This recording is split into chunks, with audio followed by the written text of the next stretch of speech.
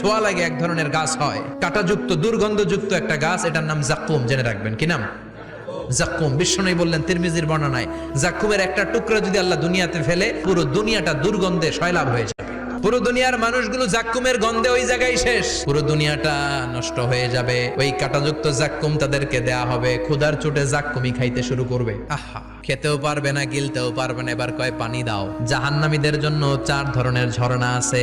একটার নাম হলো হামিম, মানে ফুটন্ত গরম পানির ঝর্ণা। 2 নম্বরে হলো গসাক, মানে বমি। 3 নম্বরে হলো গিসলিন, দুর্গন্ধযুক্ত রক্ত আর পুজ।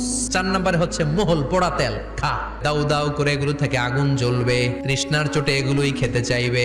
এগুলোর পেয়ালা যখন মুখের সামনে আসবে, এগুলোর উত্তাপে গালের গোশত, চোখের গোশত, কপালের গোশত গুলো ঝলসে ঝলসে পানির মধ্যে পড়ে যাবে। তৃষ্ণার চোটে না পেরে ওইটাই গিলবে, যেখান দিয়ে বেরোবে কেটে ছিঁড়ে শেষ হয়ে যাবে।